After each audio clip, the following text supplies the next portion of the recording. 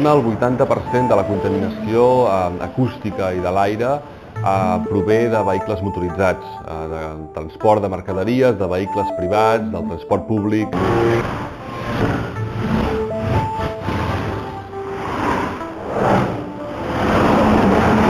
A Sant Antoni, en concret, els veïns van manifestar un interès molt gran per aquest problema, un interès que venia directament d'ells i no només de la preocupació que té l'Ajuntament.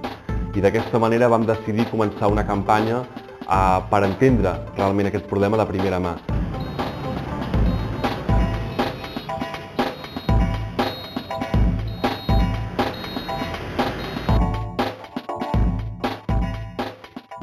I sobretot per entendre la contaminació que prové de vehicles comercials, de vehicles de transport, del transport públic, dels autobusos turístics, del transport de mercaderies al barri. Quan ens arriba l'Ajuntament i ens explica que volen donar resposta als veïns per entendre realment què està passant al seu barri. Llavors el nostre plantejament és, escolta'm, anem a fer el que sabem fer, que és no posar un sensor només i especular sobre aquelles dades, sinó a redonar sensors als mateixos veïns. I per tant vam crear un protocol en el qual vam donar sensors de qualitat de l'aire i sensors de contaminació als veïns perquè els instal·lessin a casa seva i s'involucressin a solucionar el problema, s'involucressin a analitzar el problema.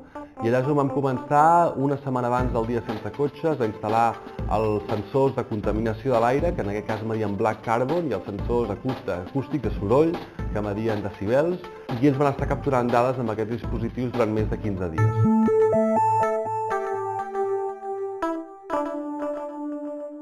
Quan agafem les dades que hem estat capturant durant més de 2 setmanes i les comparem la del dia sense cotxes, ens adonem que la contaminació atmosfèrica al dia sense cotxes és un 40% menor.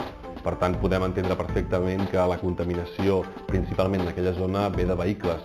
I és un 40% menor i no menys perquè aquell dia hi van haver activitats també lúdiques d'informació a la mateixa zona. I amb la contaminació acústica no és tan dràstic, però és també el mateix.